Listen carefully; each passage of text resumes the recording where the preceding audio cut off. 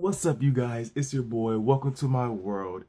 Here today with One Piece chapter 903. Now, this is the chapter where the world figures out everything that the Straw Hats do in their arc. Every arc has them, and they're most of the time they're always on point. Like, we see Shanks in this chapter, he's just chilling on the island like he always is. Like, we never see this man like talking to no one or like in the middle of anything. Like this man could be like fighting a sea dragon. We wouldn't freaking know. Like, this man is just chilling on a rock, like just like reading the newspaper, and he's like, yo, I guess we'll be seeing each other sooner than I thought, Luffy. Because in this chapter, my boy Straw Hat Luffy got a 1.5 billion. Let me say that one more time. 1.5 billion berry bounty because of everything that he did, not only in Whole Cake Island, but still some things in Dressrosa, like the fact that Luffy, he's the brother of the former 2nd Division commander of Whitebeard, and also the sworn in brother of the second in command, the chief of staff of the Revolutionary Army, Sabo.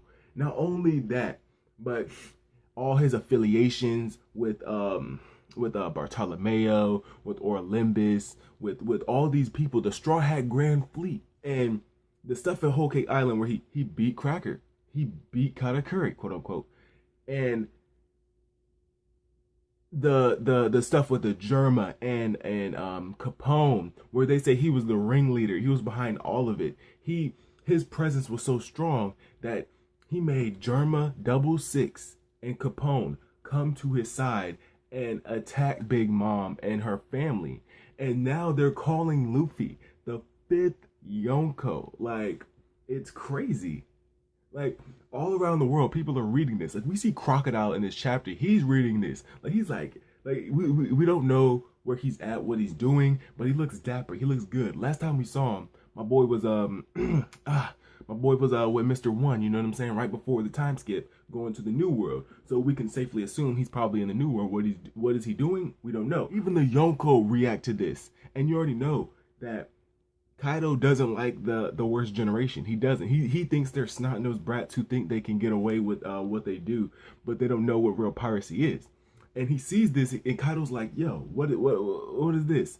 So the little brat that messed up my trade, essentially, is trying to mess with the old hag. And I'm guessing that the Yonko have a horrible relationship with each other. Specifically Kaido. Kaido and all the other Yonko probably have a horrible relationship. Maybe what's his name? Maybe him and Blackbeard might have a good relationship. But aside from that, like, he's like, yo, she's an old hag. He's probably still mad at Shanks for intercepting him during the Whitebeard War. You know what I'm saying? Like, it's just Blackbeard. We have no idea exactly his affiliation with Whitebeard. All we know is what he said when we first got introduced to him. But essentially, Kaido, he's just like, yo, what is Luffy doing, pretty much? And then you see Blackbeard all silhouetted, his whole crew. I was looking for Aokiji, and I thought Aokiji was the guy that was close to the speech bubble, but I don't know. Yeah, I saw Ogre, you know what I'm saying? I saw Shiryu, you know, and then even silhouetted out Blackbeard. So we still don't know what Blackbeard looks like. And Blackbeard, he's like, yo, he's like, Straw Hat Emperor? He's like, no, that's not gonna happen. That he's too young. He's not ready. And I don't think Blackbeard can be talking, seeing as how he became a member of Whitebeard's crew, jumped ship, became a Yonko. Became a Shichibukai. Then like a week later became a Yonko. He can't talk. Like, Luffy isn't at Yonko level, obviously. He's barely at Admiral level. Like, if he fought Aokiji or Akainu or Green Bull, like, he'd lose. Obviously, he'd lose. Unless he has like a power up his sleeve, but essentially Luffy would lose. So the bounty doesn't equal power, obviously. It's never been like that. The only bounty I saw fit that equated to Luffy's actual power was the 30 million.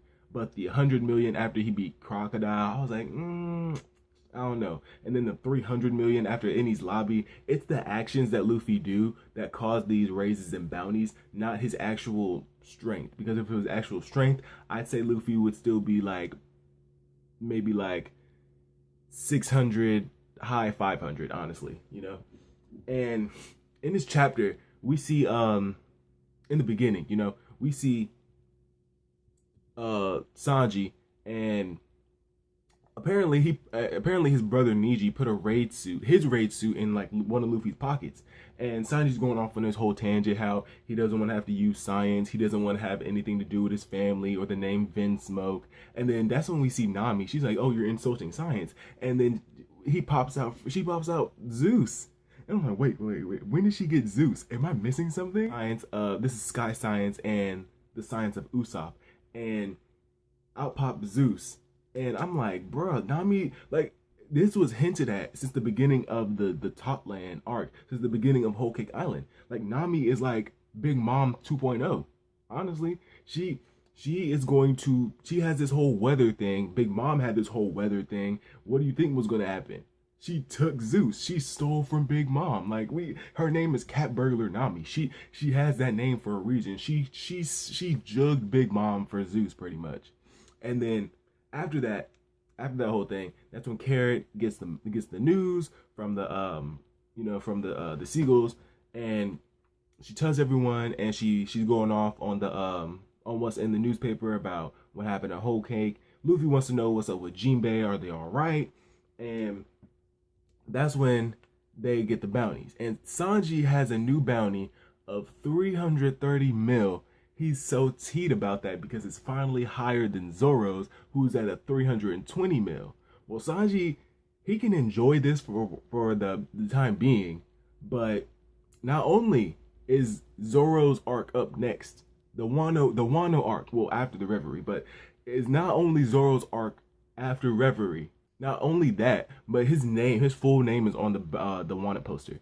It's Sanji Vinsmoke, and it's ironic because he just got off this whole tangent how he wants nothing to do with the name, and now it's plastered. Yep, Sanji. It's all front and center, my boy. But then when we get to Luffy, he's like, "Yo, I'm sad because I only have my bounty went down. I only have a 150 million berry bounty." And they're like, "That's impossible. How does that even work?" And I saw it like Oda was trying to be slick with it. He only showed like the 150 through the panel, and I was like, 150. That doesn't make sense. Why would it go down? The Akainu like is he like scared to show the real bounty? And then that's when I was like, bruh, you lying. Ain't no way. I was reading the chat. I was like, ain't no way. Does Luffy have a 1.5 billion berry bounty? And it just, lo and behold, at the end of the chapter, last page, it's a 1.5 billion berry bounty. Like, what? Like, Luffy's bounty is higher than Ace's. It's higher than Sabo's. Like, what? Luffy's bounty is higher than Katakuri's. Luffy, as of right now, has the highest bounty in the story. I low-key just realized that. Luffy has the highest bounty in the story. It's not the fact that he went to Totland and got Sanji back. It's the fact he survived Totland. He beat 2 Sweet Commanders. And he survived Big Mom. It's the impact that it has. It's the implications. It's not him actually doing it, but it's the implications. You know, he did all this and he survived. Billion. I don't think just beating Katakuri would have gave him the billion. I think it would have gave him maybe like 600, like a high 600 mil. But a billion? Yo, what? That we jump to Akainu, right? Because the revelry's still going on, you know what I'm saying? You got people getting ready, you got King Riku, and you got King Elizabello, you know what I'm saying? They're on the ship, they're on the way to the revelry. You got King Neptune and Shirahoshi. Shirahoshi finally decided that she wants to go to the revelry. So all they have to do is really go up because they're right underneath the Reverie, which is on the red line. So all they really have to do is go up, so they can really take their time, honestly. Um, and then you got the Marines there, right? The Marines is following. They have to have someone escorting them, right? And we cut to Sakazuki, and someone comes in, and they're like, "Yo, the I think it was like the elusive island or the elusive kingdom, has been the princess has been kidnapped, right?" And you see Sakazuki, he's already reading the paper, so you know he's already pissed because he hates Luffy, and he's like, "How did she get captured? Where was her escort, right?" And so you got some pirates, no names. It doesn't matter who they are. They're in a submarine. They have the princess of that kingdom, and then they target Violet, right? Violet, Viola from Dressrosa, the Dressrosa Kingdom, and they're like, "Yo, we're gonna kidnap her next, right?" So they shoot a torpedo at the boat, at the ship that they're on, and then you see someone dive in the water, right? And then out of nowhere, right? Just he throws it up. It's a Marine officer. He throws it up. The torpedo explodes, and lo and behold, it's Kobe. Kobe, bro, my boy. Oh, I'm sorry, Captain Kobe. My boy comes through out the water. He's like, "Yeah, everything's fine. You don't have to ready the cannons or nothing." Helmeppa, who's a lieutenant commander, and he already took care of the submarine of the pirates. He already got the princess out and everything. And he states something. He's like, "Yo, your color of observation, what's up with it?" Because even I didn't sense it. So obviously that's where Kobe excels at, is the observation hockey. He pretty much is like, "Yeah, everything's cool, everything's taken care of." To like, he starts talking to Kiros, and Kiros is like, "Yo, aren't you the hero of that port?" And I think he's talking about the episode of Luffy. I think that's what he's talking about. And is that canon? Like, is that like really canon? I didn't know that. But he's like, "Yeah, I don't like talking about it. I'm not a hero." And then Rebecca comes, and she has the newspaper, and he's like, "Oh, is that Luffy?" And then she's like, "What? Like what?" And then he's like, "Oh, I mean Straw Hat." You know what I'm saying? And that's when he starts. She gives him the paper, and he starts reading. And then he starts tearing up. He's like, "Yo, Luffy, I respect you so much." You know what I'm saying? And that's when she's like, "Yo, do you know him?" And then he's like, "No, he's just a pirate." And then he has to dip. And then she's like, "Don't worry, if you're going to Reverie, we'll talk about it later." And there's like hearts around there. So I'm like, is Rebecca and Kobe, there like a thing going on there? You know, is that what's going on? But yeah, that's pretty much the chapter. Honestly, I was a little bit out of order. I was going everywhere, but I'm so excited because not only is Kobe back in the action, because with him at Reverie, there's going to be a divide between people that don't agree with the war government and the people that do and want Dry Luffy dead. And then Kobe, he's going to be split. He's probably going to be split between those two. So he's going to have to make an executive decision on. You just got Luffy with a 1.5 million berry bounty, like 1.5, highest in the series, if I'm not mistaken. Like, what? And then you got Crocodile, who made a cameo. You got all the Yonko who made a cameo. Big Mom's pissed. She's coming for Straw. She's coming for Luffy. She was about to come for Morgan's, but she was like, "No, I'm coming for Luffy." Like, there is no happy skies at Whole Cake Island. It's nothing but thunder and hellfire there. So Big Mom, watch your six, Luffy, because Big Mom's not done with you. With that being said, y'all, I'll see you guys later. Make sure to like, comment, subscribe, rate the video. Click the little bell if you want to get the notifications every time that I post, and I will see you guys later.